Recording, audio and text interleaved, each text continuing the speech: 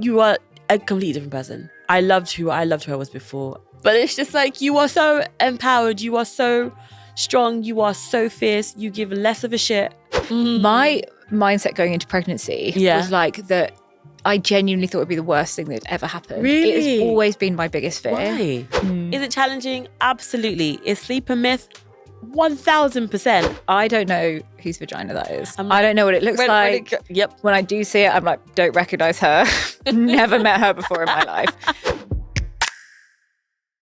Hey guys, it's Lydia here. Welcome back to The Weird Years, the podcast where we get into the big meltdown-inducing questions of our 30s. And you're listening to the Becoming series.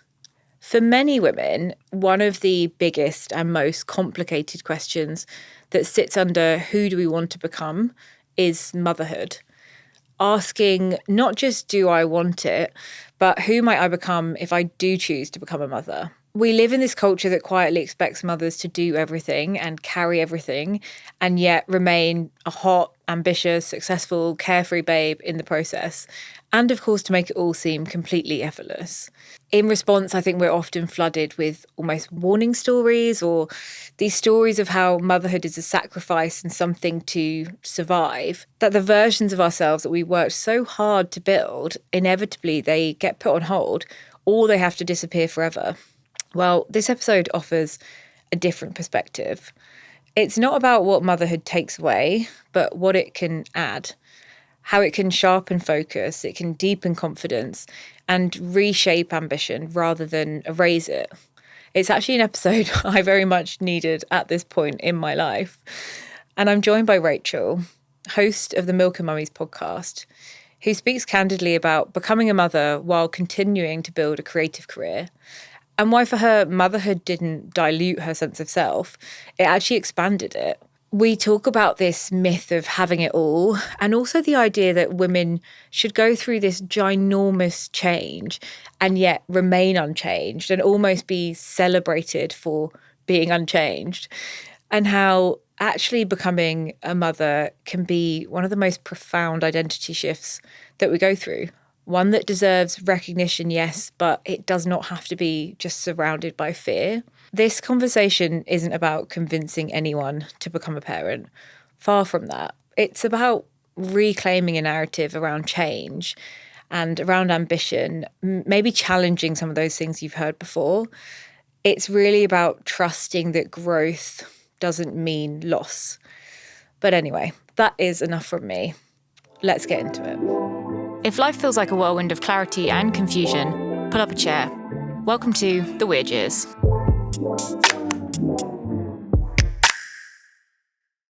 Raychel, welcome to The Weird Years. Hi. Thank you so much for having me. Don't know why my voice went there, but no, thank you so much. What a strong start. I know. I was just like, I'm so excited. No, thank you for having me here. This is awesome. This is going to be a fun session because I actually always feel a lot more pressure when someone is a podcaster themselves. Okay, yeah. I'm always like, I have to bring my A game. No, listen, I'm now in a space of I can relax. I can chill out because this is your jam. So I'm just... Yeah, that made it more pressure. Thanks for that. I'm so sorry. As I said, you have a podcast. I do It's indeed. amazing. I would Thank love for you. anyone who hasn't come across you before for you to introduce yourself. Yeah, sure. So, hi. My name is Raychel Addo and I'm the host of Milk and Mummies podcast. And now Milk and Mummies is a podcast that is centered around motherhood, ambition, creativity, and trying to find that balance with all of those things. How do you find yourself? How do you find work? After becoming a mum, thinking about how to navigate that space, pre-motherhood. And that's what it is. I have a host of different women in different industries come in to talk about their experiences, pre-birth, post-birth, etc. And then there are also episodes that are more expert-led. So it could be a doula, it could be an osteopath, it could be a dentist, and they all work in the maternal space and I guess anything to do with children as well. So yeah, that's Milk and Mummies. Amazing. And it is an amazing podcast, an Thank amazing you. resource. Yeah. And this episode is like, it's partly for the listeners, but it's also for me. Like, this is selfishly that I needed to speak to you because I am, as all the listeners know, getting close to my due date now. Yes. And navigating work, navigating ambition, navigating like even decisions. So I was just saying off camera, like, how close to my due date do I book people into the podcast? Like all of these questions. And I know a lot of our listeners are in the space of, they might be people who want to have kids, Yeah. but they're not quite ready to take that step. And there's a lot of like fear and, worry about careers. Or they're kind of on the fence of, that's what's holding them back from making the decision to say, like, this is what I want. Okay. I'd love to start with, like, what drew you to this topic for your podcast? For my podcast? Yeah. Oh my goodness. Like, I found myself happily pregnant. I always knew I was going to be a mum. I wasn't someone where it was like I desperately wanted to be a mum, but I knew that I would be. Like, and I think when I met my partner, it was like, okay, you are definitely the person that I'm going to do this with. That was very clear, and we both knew that, which was great. And being pregnant, I kind of found myself doing a lot of research whilst pregnant. My mum was definitely a mum who just wanted a grandkid by any means necessary. She's got 5 kids, and at that time she only had 1 grandchild, so she was just like, come on, what was going on? I think when she met my partner for the first time, her first question to him was like, when are you shooting the winning goal? Like, I want a grandkid. Wow, first time. Listen, my mum has no filters. That doesn't play about. And I briefed him about her before, just so you know. And he's quite a direct guy as well. So he was like, walk in the park, but he wasn't expecting that. So my mum was just like, get them here. So it's kind of like, I knew it would happen. And here we are. But the things that aunties or friends and my mum would say, they were all very much, oh, it's not so bad. It might hurt a little bit, but kids aren't expensive. This isn't too bad, this, that, and the other. And it was like, okay, well, you guys just lie because you just want the baby here. But I sort of found that I had to do quite a bit of research. I had to understand the whole process of getting pregnant. I think there's so much information on how not to get pregnant, which is understandable, etc. But in terms of getting pregnant, no one tells you the math that you need to do, understanding when and what days are fertile and what that means. And even though there's that whole 7-day window where, oh yeah, you could get pregnant now, out of the 7, the 3 are your best days, and out of those 3, there's actually 1 day that's actually the viable day. Yeah. So if you don't know that, you could be, trying to let things happen how they should. But if you don't have a basic plan of the maths of your body, you're not really it's not gonna work out in the way that you need to. So when I started, I was using an app to help me through that like flow, but I had like a whole well-being check, and my doctor had said that you need to be using the ovulation sticks. sticks. Yes, thank you, Yeah. ovulation sticks. That's the most accurate way because you take them every morning and your body's letting you know what it's doing. And you pee on them. Yeah. You pee and put Yeah. them. Yeah. No, you pee on them and then it lets you know. And then within a month of having that advice, we felt pregnant. Wow. And before that, we weren't seriously trying, but we kind of were like, are we doing it? Yeah, we're doing it. We did that. So the first 4 to 6 months with kind of going, without protection, we thought, okay, well, I guess it will happen. And then, okay. So it was like things like that. You wouldn't know that unless someone told you that. So I kind of found myself doing a lot of research on the go. And it then made me think, okay, well, I'm a creative. So I'm a multi-hyphenate creative. So I act, I sing, I write, I do voiceover work as well. And it's like, well, how am I going to navigate that space? Because if I'm not working, I'm not earning. My agents know how I work and what I do, but they will give me the space that I need as I would request. But how am I going to navigate that space? And then what does it mean to have a baby? Is baby coming with me on set to studio? How do I do that? So it kind of was like, well, how can I get this information in one place for other creatives to pull from? And that's kind of how it all started. So I think I was about maybe Zena, my daughter, was 8 or 9 months at the time. And I thought, well, let me try this and see. But I kind of pulled from my friends who are singers, who are writers, who are actors. And I was like, come, let's have a chat. How was this journey for you? And so that's where it all kind of started. I wanted to get all the tips, the tricks, the hacks, the resources from them. And then all the professionals that I'd met along the way, holistic or not, I wanted them to come and share their thoughts, experiences and advice to people. And that's how it kind of came to be. Yeah. And I mean, loads of people listening will be creatives. And as you said, like multi-hyphenate creative, you don't always know what the next gig is going to be. You don't know when it's going to come in. And they also it's that thing of them being like buses. You have nothing for months and then suddenly 4 people email you and they're like, we need you urgently at this place. Yeah. When you were like going into motherhood, did you... like, how were you queuing yourself up for that? Did you have a plan of like, once you give birth, like maybe I'll go back in X many weeks or... So going into motherhood, I wanted to work for as long as I could. So I was still auditioning for anything film, TV or theatre or voiceover. And then musically, I was still doing gigs. So I would do a lot of vocals for events, backing vocals, or corporate spaces, or random ad hoc things, anything that was kind of vocals and music based. So I allowed my body to let me know when that would be or when I would stop. So I worked for as long as I could musically. I think it was up until maybe 7 months I was on stage. And then after that, I just let acting kind of lead the way. And that was it. So I didn't really have like a hard stop. It was more like, what would I feel like? Because the first 3 months I was very sort of tired and lethargic, and like my body would just shut down whenever. And then after that, I had all the energy in the world. So I was still going to the gym, still working. And then in terms of after work, again, it was, what was I going to feel like? How was it going to be like? So I didn't really have a hard no on anything. And I was also breastfeeding. So again, it was navigating that. If a job came up, it was just them understanding that this is what I'm going through and this is the support that I would need. And that was something that my agent would also make very clear. And if production was able to work with that, which they were every single time, then that was fine. So I think the real plan was just making sure whatever I needed to save financially, I had done. I also had the support of my partner as well. So we kind of knew that. And then anything afterwards, I knew that I'd covered myself for X amount of time and I'm still open to work. But I'm an actor, I'm an actress, however you want to refer to it. So you audition, you might book 50 jobs in one go, and you really might have absolutely nothing. So there's still that element of that there. Voiceovers, again, has a similar feel to it where you might be right for it, you might not be. So with that, I think my first jobs back into work were voiceover jobs and then commercials. So voiceovers, I was able to record from home, and then I was able to go to studio, but again, all relatively local to me because of like the Tube was all in central London, and you know exactly how long you're working for. So I was able to time my feeds accordingly, make sure the bottles were done, and then be back in time. So it all kind of worked quite seamlessly, which was quite nice.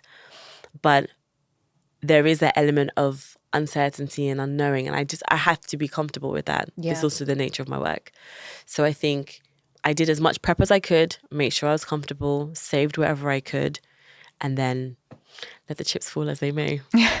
I think the saving as much as you can before is such an important one for freelancers, because like you just don't know how like the end of pregnancy is going to be as well. Like I thought I was going to work up. My contract actually was until the end of December. Okay, nice. And when I went to actually sign it, I was like, no, I'm going to bring it forward. I was signing for like 4 months, and I was like, I'm going to bring it to the end of November. Not because I thought like things would go badly, but more just I realised how much there is to prep. Yeah. Like that was the thing for me, is that I was like, God, I don't have much experience with kids. Okay, great. So I was like, for me, this is another job. I was like, I need to allocate like 4 to 6 hours every week at least more to like learning about it. And if you're doing parenting classes, like mine are like 3.5 hours plus all the videos that you watch. Okay. So that's the other thing I think maybe people can take into consideration is like, if you've been around kids and you know more about them, you probably don't need like as much prep. Obviously you need to understand your body and the system and everything, but if you're starting it from scratch, I'm like, leave a little bit of time. I get it. If you can. Yes. No, I hear you. Like, I'm one of 6. So I've had kids around me. My mom comes from a big family, as does my dad. But then a lot of my friends are... Actually, it's a mixed bag in terms of how many siblings and kids there are running around. But we always had children around us. So I felt quite comfortable. I guess I'm lucky to have had that around me. And nothing felt foreign. It was more the awe and the magic of what my body was doing. And oh my gosh, this is incredible. And I have to learn patience. I'm not a very patient person, which is wild considering what I do. But the fact that every single day matters for the growth of a child. So it's a day by day process. So I had to really understand patience. And then when my daughter arrived, everybody did say, it goes so fast, really enjoying. I was like, yeah, whatever. But oh my gosh, it was flying by, and it still is flying by. So again, I had to really find ways to make sure I'm grounded and being present to her and with her and what's happening. So definitely had elements of that. I guess as a creative person, you're kind of driven by ambition. There's no one like, because you don't have a boss, right? You're not waking up every day and someone, I mean, you have a manager, but there's not someone being like, you have to be in at this time, otherwise you're fired. Like you have a lot of control. How did you feel like, how did that balance with your ambition at the beginning? Were you being like, oh, I'll take a little step back once the baby's here? Or were you like, no, I'm going to go all in? How did that play out for you? So I was never concerned about my work ethic. mode or ambition when it came to children, because I'd always imagined my kids with me. When I was more music led and more music focused, I understood my kid's coming with me to studio. My kid is coming to me on tour. That's just what it was. And then even as an actor, I'm like, okay, my kid is coming with me on set. My partner's coming with me on set. So they were always part of the package. And I think that kind of comes from my mum. My mum always referred to us as her handbags. Like she goes, your handbag is always with you. You're always going to take it, always going to take it. So I think I just had that in my head that baby's always going to be with me. And if it's multiple babies, they're coming with me. That's just the package. So I was never worried about it disappearing or having to take a back seat. I knew that I would have to adjust accordingly, but there was never a feeling of it disappearing. What I would say is I would say motherhood just heightened and sharpened everything in a way that I didn't actually see coming. It just made me hyper-focused. I understood now I have 20 minutes with that nap, or I've got 2 hours, or her dad is taking her for the day so I can have the afternoon, whatever else. This is the time in the window I have to get X, Y, and Z done. So the productivity just went up in a way that I didn't anticipate. And it was phenomenal. In that space, and I'm still in that space now, but it's like, it is so bizarre to me and it's so wild to me that mothers can be looked upon as a negative when it comes to work, because the productivity that we have is insane. Like it really, really is. And I'm not even saying it from a standpoint where you're sacrificing sleep or you're sacrificing whatever. It's not even that. You know you have this amount of time. You've got 5 things to do. Those 5 things are getting done. Because if they're not, your next window is going to be 10 hours from now, whatever else it is. So it's like the hyper-focus is nuts. But for me, at least in my experience, in this incredibly beautiful way. So I think it's made me more ambitious. It's given me more of a drive, even more so. I thought I was working hard before. Like what I'm doing right now is like super turbocharged. It's ridiculous. And I've definitely accomplished more than I had done before in terms of like length of time. So that never worried me. I think in terms of identity shifts or things like that, I think on the journey to delivery, it was just, I think, understanding who I'm becoming and what it means watching my body change and shift and grow, and understanding that you're responsible for someone. That were the things that were playing on me mentally, and those were the things that I was coming to, I guess, an understanding with and reconciling anything that I needed to. And then once baby was here, it wasn't so much, I didn't feel like I lost myself. And I know if people go through and deal with postpartum depression, I know there's an element of that there. It was more, again, understanding what does it mean to raise a child? What is it, like, what's it going to take from you? There was elements of that. And then understanding who I am now as a mum, what that looks like.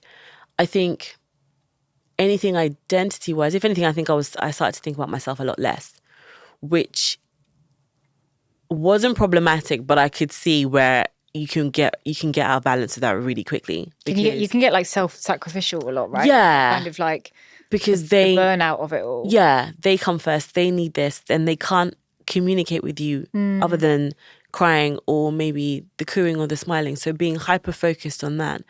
And then it's understanding, like, because you're so focused on them, your relationship sits in a different space now. Your relationship to yourself and your friends sits in a very different space now. People do give you space and grace for that, which is amazing. But is trying your best to find that balance there. I think enjoy it as well as much as you can in that regard, because you're never gonna. It's such a weird phenomenal thing. You're so in tune with each other, you and your child. It is amazing. I know that might not be the case for everyone, so I'm very aware there's that space to give as well. But from my experience, you're so in tune, and you read them in a way that you just didn't know you could read someone. But you do have to be aware. You have to remember to eat. There were times when my partner had to feed me because I'm breastfeeding and doing whatever else, but I literally couldn't eat. And I was lucky to have someone there who could do things like that. There were definitely moments when I'm like, did I have a shower today? Have I showered? Like those are very real things that happen. So it's kind of like trying your best not to lose yourself to it completely. But there is that you have to find that balance there. So identity was never a thing about who am I and am I like that, those kinds of stuff. Like, I don't know how to describe it. Like, I almost want to call it negative, but it's not a negative thing. You're trying to find yourself because you've become a new person. It changes you. Who I was before, like pushing that baby out, you are a brand new person. Because what it takes to go through that is strength and power that I didn't even know I had until that moment. And I know you may end up having a child via C-section. If you might adopt, you might go through surrogacy. So I think you have variations of those things as well, because each of those steps are completely different processes, but I think they also have a different type of intensity. So I think it does mold you in a very different way as well. So it's just, I'm smiling because it was so phenomenal, like, to go through it. And I'm also that person where I'm like, I really want to know everything and understand stuff. So those are the kind of things that I had rather than losing myself. But I think if there's anything like that happening for you or you're worried about it, I think if you can speak to people who went through those types of experiences, and also just give yourself grace. If you are worried about those things happening, just know what resources to pull from or what sites to look at, whether it's Tommy's, whether it's speaking to people on Peanut, where it's more community-led, whether it's like, I guess, organisations. Peanut's a parenting app for anyone who hasn't. Yeah, there we go. Peanut is a parenting app. Very good. Tommy's is another parenting platform. The Maternal Mental Health Alliance is another great space as well.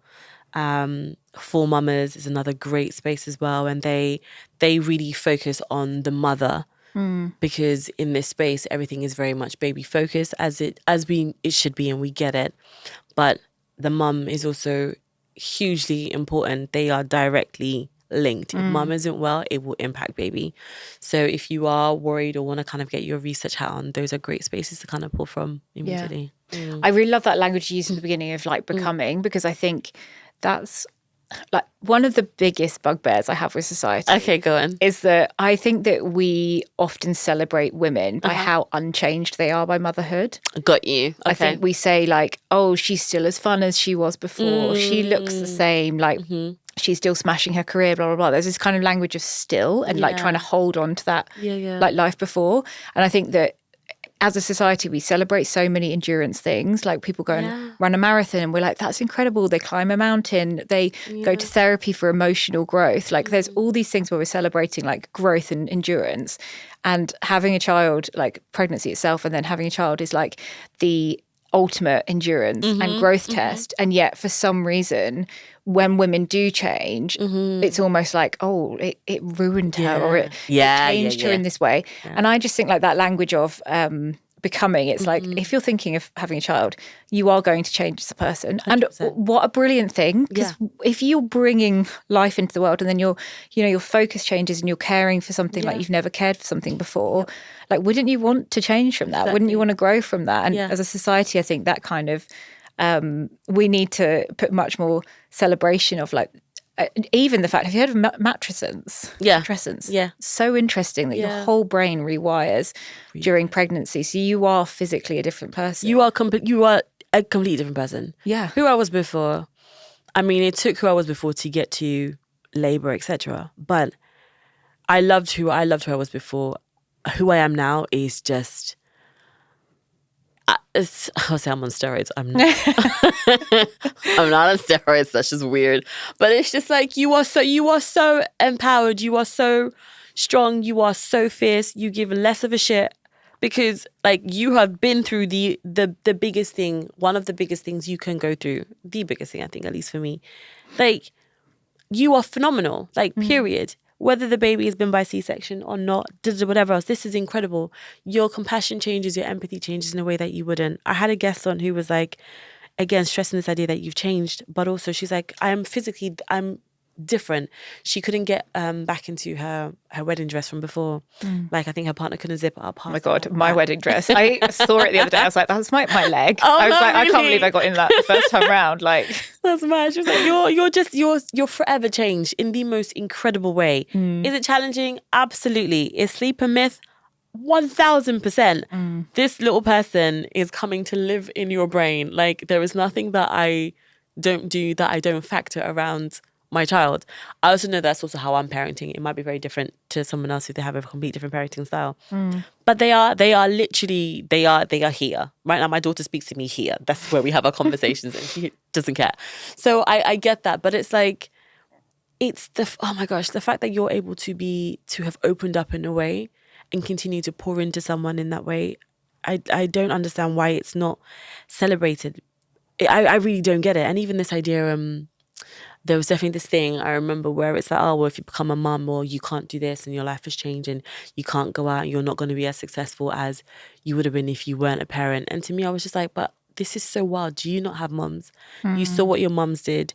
And you saw how hard they worked. Whatever their careers were, whatever career changes that they had, you saw what it took for them to get that done. That was strength. Like, it was. My mom raised 5 kids. Like, and she was a seamstress by trade. She did a variety of other jobs. And she did work around a way to make sure she was a present mum. The mental arithmetic it takes for 5 children. I'm doing big maths for 1 child. She did that for 5. Like, that is not a joke. So it's weird to think that somehow you are less than when you've given more or you've contributed more. Yeah. Which also is a bit of a tricky thing to say, I know, because it's like, if you don't have a kid, doesn't mean that you're contributing less. I'm aware of that. So there's that. But it's like, it's weird how motherhood and being a mum or choosing to become a parent is such a negative thing. It's weird. Like, I don't get it. It's just bizarre. And I think at this point we also have to pay a little bit of lip service to the reality of like having a child in today's economy. Like, I was looking at the data and it said that on average, women who were in full-time work, they lose about 42% of their income in the first 5 years.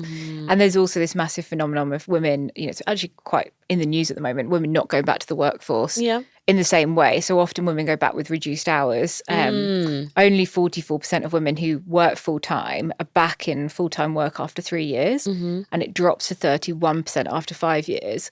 So I think that's like an interesting thing of, there's 2 sides of it, right? One is that the workplace can become really difficult if you're in a full-time job and you have children, and people are not, supporting it in the way that you'd hope that they would in 2025, 2026.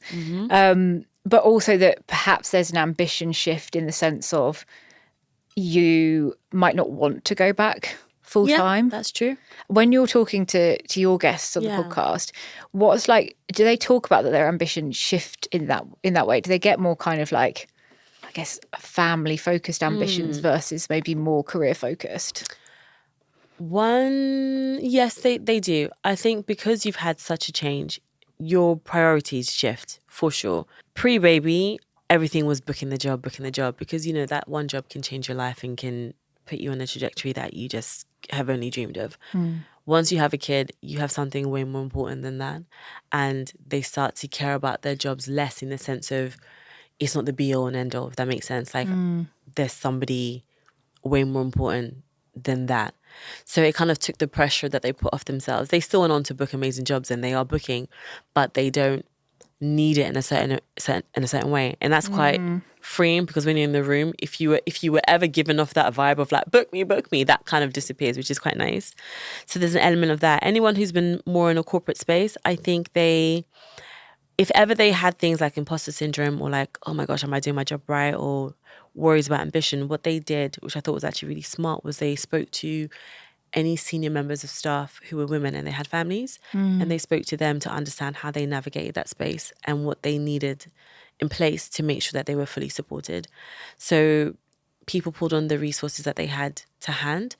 But there is a shift. I think you do find that balance. I know I keep saying things like that, but because it really does have this magical way of working its way out, not to sound too like footloose and fancy free, but it really does. I do think there is definitely more of a family shift there, because you are responsible for this life. You are, whether you have your partner there or not. That's the reality of it. So you understand where work sits in that. So if you have to work twice a week, 2 days a week, or whatever the arrangement is, then that's what you've got to do. But the family side of it does take a priority. It has to, because otherwise it's not going to work. And it is true. I was speaking to Jolie Chilcott. She's the content director of Pop Sugar magazine online. And we were really delving into this idea, the myth of having it all. Is that really possible? We're millennial mums. That was definitely something that we had at us. Yeah, you can have it all. You can have it all. And that you should have it all. That's the other Right. thing. It's like Right. you I think it's almost been portrayed as like you're betraying feminism if you don't go after All the everything. things that you want to do. And her thing was like, you know what? You can have it all, but not at the same time. And that's okay. And I was saying, I definitely have like dilemmas or conflicts with that because I'm very much, but this is what I want. I want this, this, this, and this. I can have this, this, this. And then I'm having to navigate what that really looks like. So it's like you have to figure out that balance. And if things do become more family orientated, that's also okay. That's not a problem. You have a family. You mean? So you've got to figure that out. And even if your family is you and your partner, that's still your family. You have to make space and navigate that. So it's no different. It's just one person you've got a new person that relies on you a lot. Yeah, it's also this idea of like seasons, right? I think Nice. That's a nice one. Yeah, we should think about stages in our life in seasons. There's times where you push really hard in your career. Yeah. There's times when you take a little bit of a step back. Or there's times where like actually your ambition, like I think sometimes the feeling is that if you take a step back from your work that people will never kind of regain that. They'll never get back to that season that they had before. And obviously there is some data of that, but there is also like a role for mindset and a role for what you want to do at that time, being conscious about it. Yeah, there was who was I speaking to? The founder of the acting agency, Daisy and Dukes, and that was with Michelle. And she was very career driven before she started her agency, but she had a period where she was like, okay, I'm actually going to dedicate time to being a mum. So she stepped away from what she was doing before just to focus on a mum. So sometimes you might make decisions like that and you want to make sure you're present for these years of their lives. So you will make that call if it fits you. Yeah. And that's also not a problem. But it's, again, as you said, seasons, just understand what you want to put priority, what the focus is.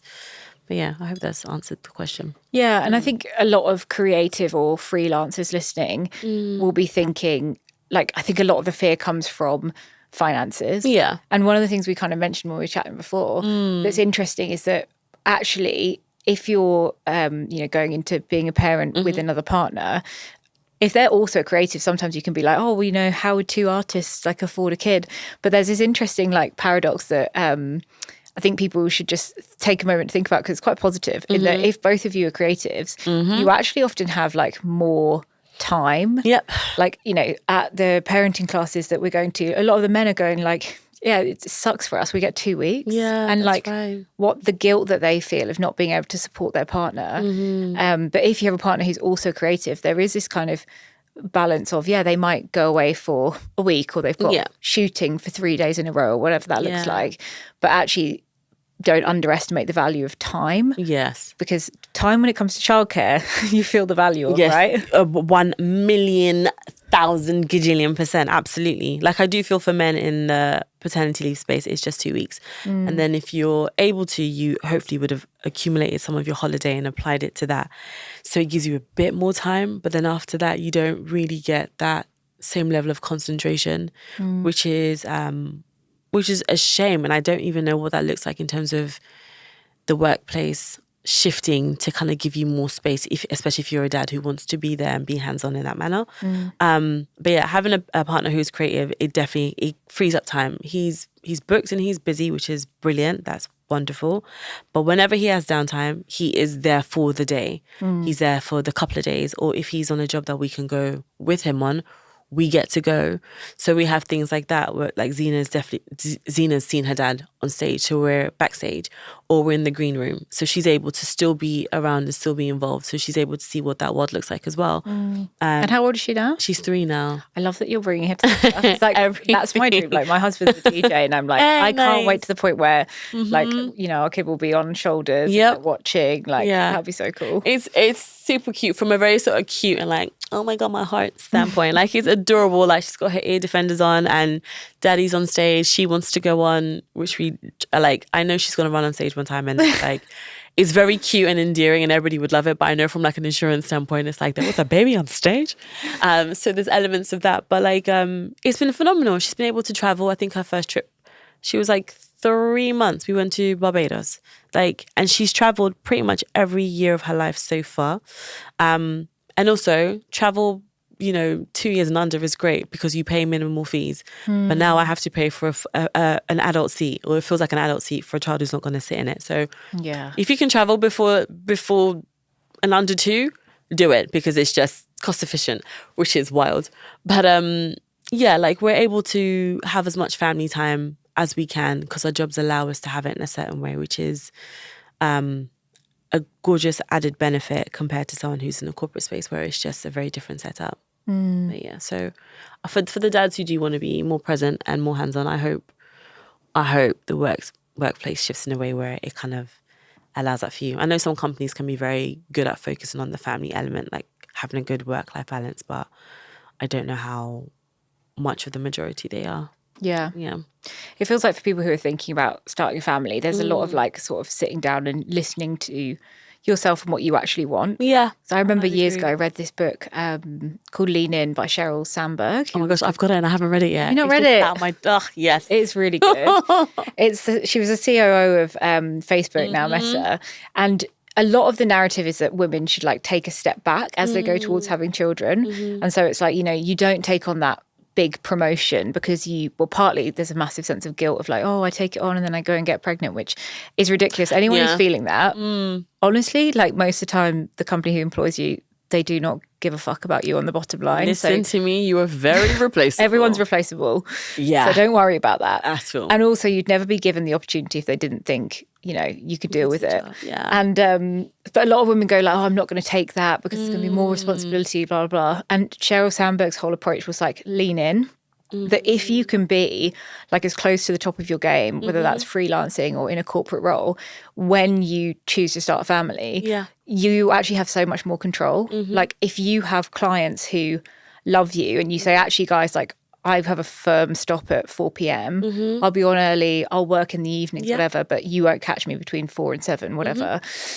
You've got that control. And the same in corporate roles. It's if you move up the highest that you can, and then you've got more control to be no, the culture I'm setting is that we support mothers, we support fathers, we support any parent. I loved that as a philosophy of you don't have to duck out. If you sit down and be with yourself, what do I actually want? You can lean in if you want to. 100%. I think that's such a great way of thinking and being. Is what I do, is what many other moms that I know do. You've reminded me to make sure I read the damn book. I've had it for years. A friend of mine bought it for me and I'm I'm going to read it. I have not. Damn. But it's true. You actually have more control. You have more flexibility than you think you do.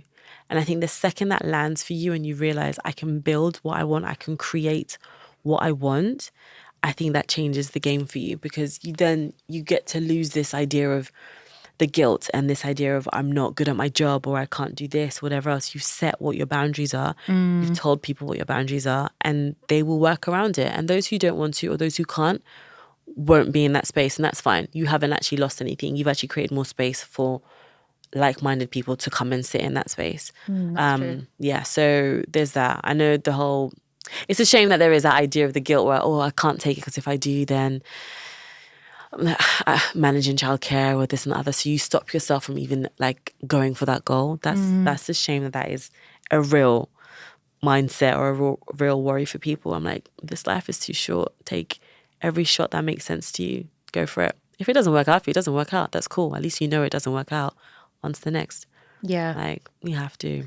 I want to go into some practical tips, but before we get there, this is a question I've been pondering myself, is that I wonder how many people are scared of becoming the actual process of becoming a parent versus being scared of what it might take away from their life. Oh, this kind of process. I guess opportunity Elaborate. What cost. do you mean? Yeah, I wonder if people are actually they're looking at parenting and being only seeing the things that are missing from their life before. Ooh. Did you have any I guess grief moments of who you were before, or any moments when you were your ambition and your career really came up against being a mother? Was there any feeling of loss for you? No. I'm trying to make sure I'm being honest in this as well. No. I cannot stress to you how much. Yes, there's a huge element of uncertainty because I've never done this before. This is my first baby. I do not know what I'm doing. I don't know what to expect.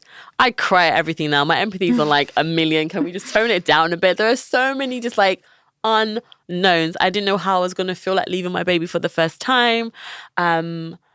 Stopping breastfeeding, what that was like. Breastfeeding in itself, what that was like. There are so many unknowns. I don't know. But like all the good bits and the bad bits of me, the flawed bits of me, whatever else. I loved all of who that was pre-baby. And then now in this space, I'm so excited for what I'm doing right now. And I'm so excited of being a mum. And I enjoy it and I love it so much. And not from a like, oh my God, I've got a baby. None of that bullshit. Just not that stuff. My kid, and I know every kid is different and they have different personalities and they have different struggles and challenges. I get that. My kid she's so funny and she is hilarious, and I'm enjoying watching her deal with the world from her perspective. It's so much fun, and I think I'm lucky where I have a kid who is that way inclined. And we've never really been big up on like baby talk and that kinds of stuff with her. We speak to her as we would speak to anyone else. So it's just watching like a littler person with very different vocabulary, but kind of just like navigating the world that you do. And it's been such a joy. Like I underestimated how joyful all of this would be. Like everyone's about like you it's a love that you never felt before, etc., etc. And I don't disagree with that, but I wasn't expecting this amount of joy. And I think that's what's maybe really put the spin on parenthood the way that I have. So I don't feel like I'm not grieving anything. Like oh my gosh, not that I don't really miss who I was before. She was awesome and phenomenal, but she got me here. Like, I can only be thankful to her. Do I miss sleep? That's what I miss. Okay. I miss that side of things, like, because I love a nap. And I'm not ready for that. I'm a sleeper. I'm like a 9 hours a night girl. Okay. My husband the other day, he said to me, he was like, do you want to, he was like, would it be fun? Well, he didn't use the word fun. He said, should we do a thing where we set an alarm every 3 hours and get up in the night and just do something for 10 minutes to see what it's like? No, and I was like, no, don't do that. Why would we practice? No. I was like, I can tell you what it's going to be like. It's going to be shit. Yeah. No, don't do that. Sleep as much as you can now. Nap. Sleep at 3 p.m. Just do whatever. That I miss that kinds of stuff. I was a napper too, so I miss a nap. You have no idea.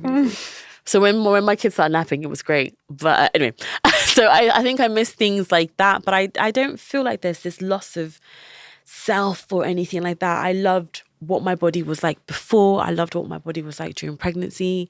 And then I loved watching what that was like after baby. Like just having the bump with nothing in there. That was weird. Obviously your organs are still in there, but I was like, oh my God, there's nothing in it. That was a whole weird process. And then the journey into getting back to, or rather not even getting back, because it's like, you can't go back. The process of understanding what this new body was like, that in itself. So I've enjoyed every stage. And I think, but I was just maybe I'm just lucky in what my journey has been like. I didn't have anything like postpartum depression. I didn't have any type of real anxiety issues or things like that. There were challenges like with Zena's feeding, and she lost a lot of weight when soon after birth, and had to navigate that. So I had those things to worry about, and those are the challenges. But I don't have a sense of, maybe it'll come later, but I don't have a sense of like I miss who I was before. In terms of things like the freedoms of things, I still travel. Again, my handbag, she comes with me. Do you know what I mean? My partner has the jobs. He goes to these amazing destinations and locations. If we can come, we go too. So I don't miss that. I've got more stuff to carry and more stuff to pack for sure. But that's kind of it. Like I still have the same friends that I did. If anything, it's definitely strengthened, and I have a clearer idea of who are the family, who's the core team, who's the village. Like it's helped strip away any faff, any bullshit, that kinds of stuff. But yeah, no. So, nah. I think a lot of people are going to be asking themselves, like, it is that thing we talked about earlier of kind of having it all. I think a lot of people will be asking themselves, like, what do I need to do in my life to have it all? Is there like a more useful question that you think women should ask themselves beyond that? Because I think we all know having it all at the same time is hard. Yeah. I think maybe the useful thing to do is understand what you want. I think, like, what do you want? Almost like, what do you want to focus on first? Or if there are certain opportunities that are coming your way and they seem to be consistently coming your way, maybe understand this is the area I need to focus on right now, and then I can move on to this or to this or to this. I think if you're able to understand what phases you want to go through, or maybe even what experiences you want to have, and how those job opportunities or work opportunities can help create that more, I think that might be a good way to have some sort of structure or loose plan. I think perhaps that might help, because then if you know you really want to focus on travel, then you know that traveling with them while they're 2 and under is cheaper. So you're going to know that travel might be a big focus for you.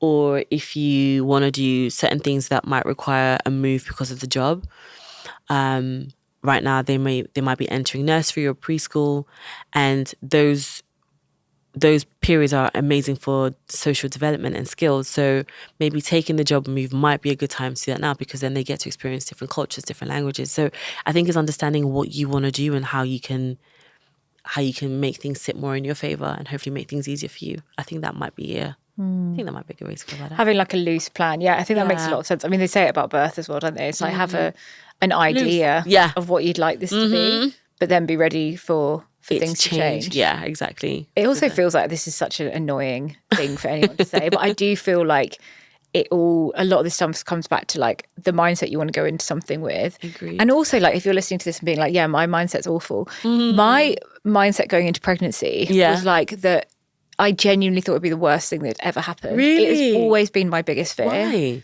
Because I just remember like, oh gosh, this is going to sound so bad. I remember like school teachers that I used to think were like the loveliest, like most beautiful princesses in the world when I was like small. And then they'd get pregnant and I'd be like, wow, things have changed.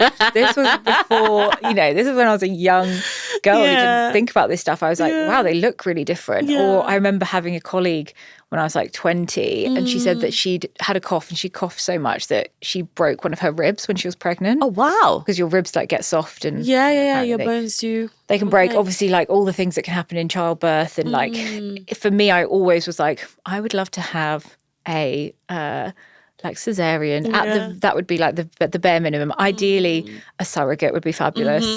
And I think weirdly going into pregnancy, like with that mindset, even though it sounds completely counterintuitive, it actually wasn't a terrible thing, because I presumed it was going to be the worst thing ever. And then everything that's been a joy has been like, oh, that's really great. And so quickly, like literally within the first kind of probably 14, as soon as you get out of first trimester, because that was hell. But like once I got past that, I was like, oh, okay, my whole mindset shifted, and it impacted how I've thought about having children as well. It's like now, when the baby's here, I kind of have this acceptance of like, I know things will be hard, but I also know there must be so much like joy and amazing things. Because if I found that in pregnancy, then it will be there at the next phase. For sure. Like the first few, especially the first few weeks, like it's often described as though you're in the trenches. You are, because you are literally having to find your feet. You've left the hospital and you're like, okay, it's just us then, and it is just you guys, and you have to figure that out. And feeding your baby every 2 hours, every 3 hours, that it takes a toll. Like I said, have you had breakfast? Have you had showered? Have you gone outside for a walk? Things like that you kind of need to stay on top of, or hopefully your friends and your partner will push you to make sure you are doing those things, making sure you're decompressing a bit. You have to figure that out. Like, you are in the trenches. Like I think it's if you're breastfeeding, I think it's day 2 or day 3 where the baby just cluster feeds, which means the baby is just on you the whole time. So again, you have to understand what that is. I had some people who were very excited to breastfeed, but when they had that as an experience, they were like, what, all the time? Like, I have to feed you all the time? So then that also made them rethink what choices or plans that they had. So there's definitely that element of just like, holy fuck, like it's nuts. But it's like when you come out of it, you're like, whoa! Like you really went through some shit. But you survived it, and it's made you tougher. And it's like, and also it's made you reframe. Okay, I'm never gonna do that again, or next I'm gonna handle this differently. It just gives you such opportunity to reframe and redress. So that. I'm fully aware that I feel like everything I'm saying is It's super like, positive, and I'm not no. trying to be positive. It's just like, it's just who I am. Yeah, and I also think it's nice to hear, we do hear a lot of like terrifying things Yeah. about motherhood. And ultimately, I think if it's something you want to do, Yeah. like you find ways to make it work. I even love what you just said. It's like that kind of this term post-traumatic growth, which you might have heard of. And they use it for like men who've gone to war and like people who've gone through horrendous situations. But I'm like, I feel like that might be, birth and early days of motherhood. I even met a woman the other day. I was in a gallery and I still, because I don't know that much about babies. Yeah. Okay. When I see them, I'm always like, how old is this one? Yeah. Okay. And I'm always like, just out of curiosity, what size is this one? Yeah. And she was like, she's 3 months. And she was like, just don't judge it on the first 6 weeks. That's what she said to me. Okay. She was like, do not judge motherhood on the first 6 weeks because everything will change after that. Yeah. And she was like, the first 6 weeks, hellish. But now, great. And I was like, okay. I mean, first 6 weeks, I think is quite a nice short time frame, I think, just because again, every baby's different, every experience is different. So I know you're like, add a few months onto that. You know what I mean? Like, because the fourth trimester is a very, very real thing, and that is just you navigating baby and understanding what that means. That's like, because of my job, my hours are whatever the job decides it is.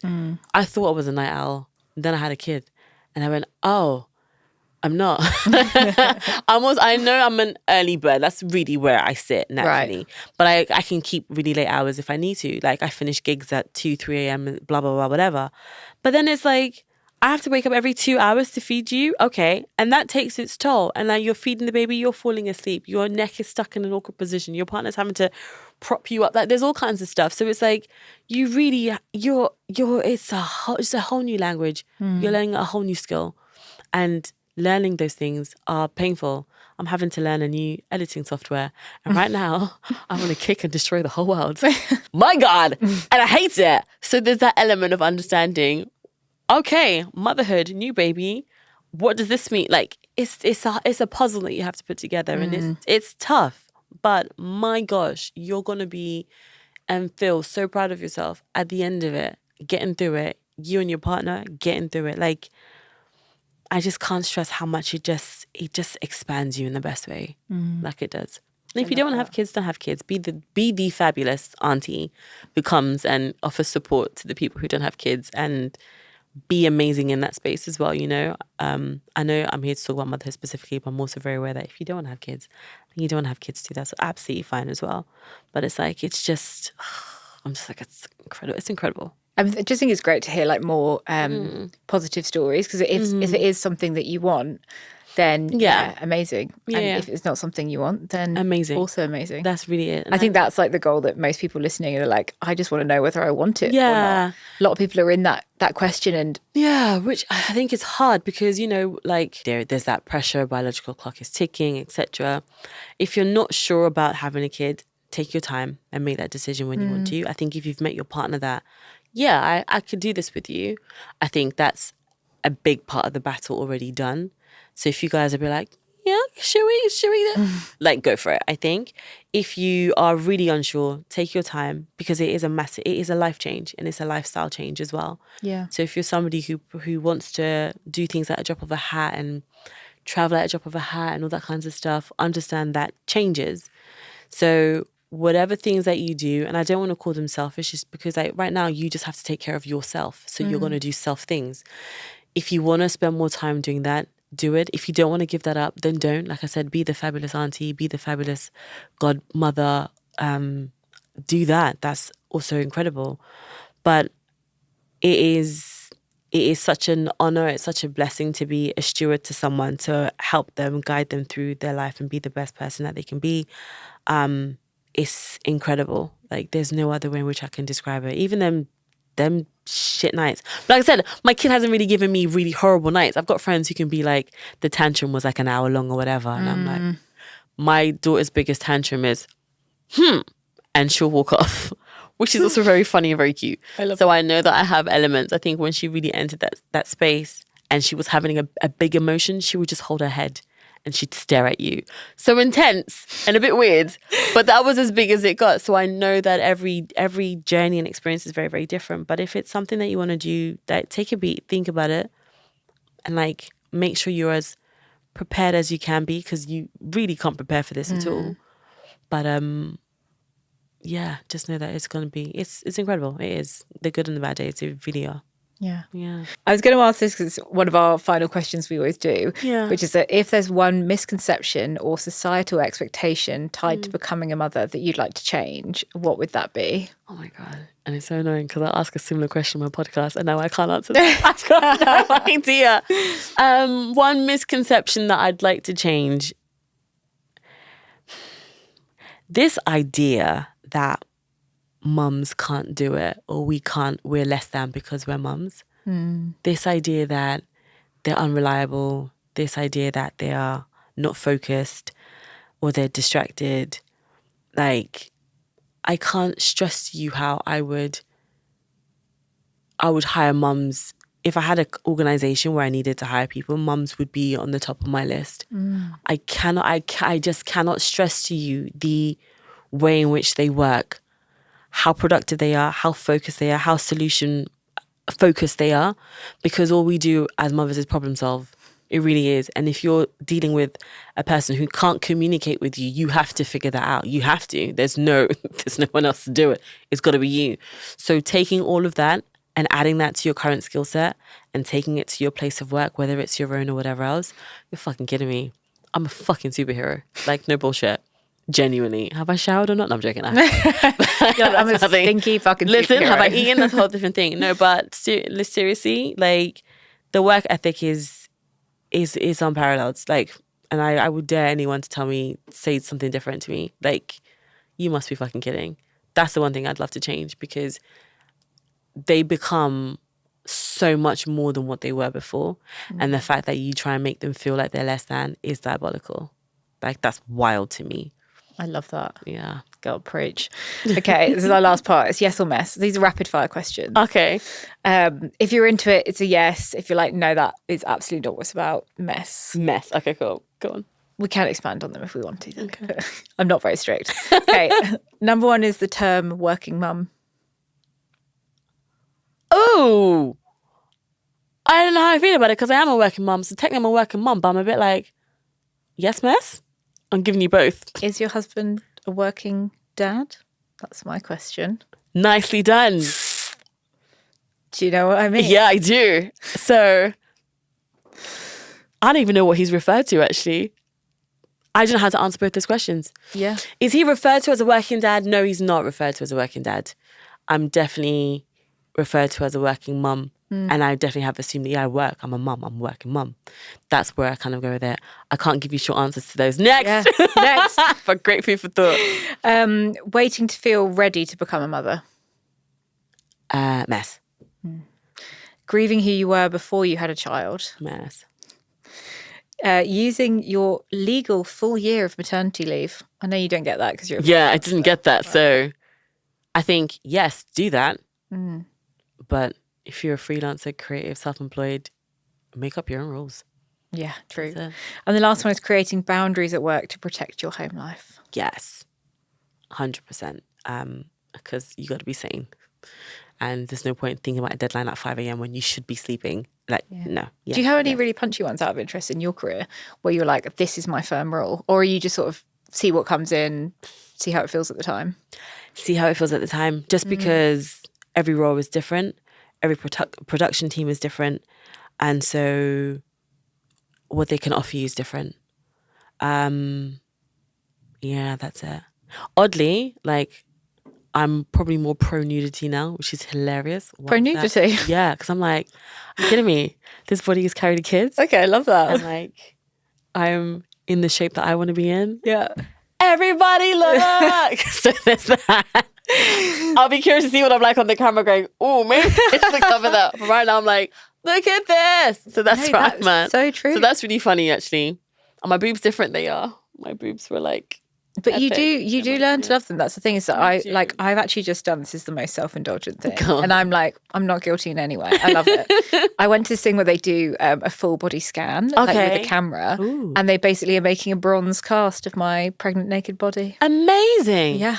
That is dope. Yeah. Tell everybody when it's done.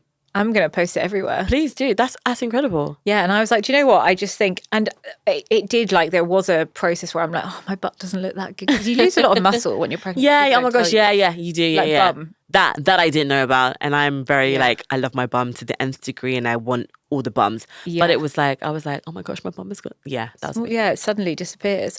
And I was looking at this and I was like, you start to creep into being a bit critical of your body. And then I just had to be like, no, like this sculpture is literally like my child inside my body. Like, that's cool. And the other thing is I did ask them, I was like, with the down, because you walk in, you go completely naked in front of this lady who does the thing. And it's kind of like a hairdryer. It looks like they scan it like all over you. Oh, cool. And I was like, what are we doing down there? And I was like, just because this is another thing they don't tell you is like, I don't know whose vagina that is. I get it because you can't see it. I don't know what it looks like. Yep. When I do see it, I'm like, don't recognise her. Never met her before in my life. And that's something they don't tell you. And she was like, yeah, don't worry. We just smooth everything. Okay. She was like, you'll be like a Barbie. I was like, okay, amazing. Fair enough. Perfect. An odd thing, and it was one thing I thought I was going to do and I forgot. And I'm not saying that you need to do that either, but you might be interested. Just knowing what you look like down there after you've given birth.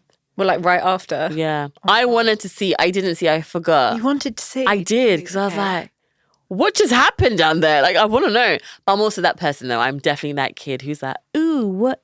So see how you feel about that. Okay, maybe bring a little mirror. Maybe. Yeah. Because once the bump extended, I couldn't see anything. Putting on shoes was like a miracle. Half the time, even putting trousers on was just like, that was the whole process. So I didn't get to see what she went through. You might want to. You might not. You don't have to. But I don't think so. When I catch a glimpse in the mirror, it looks like she's been through enough, to be honest. I need to give her a break. She's not getting one, but she deserves it. Fair enough. Well, thank you so much. That was great. I feel like actually very reassured. And I hope that people, if they're thinking about this, it gives them either the nudge to be like, yeah, I do want that. Or the nudge to be like, yeah, it doesn't sound like it's for me. Self-reflection. I love it. Thank you so much for being here. Welcome. Fab.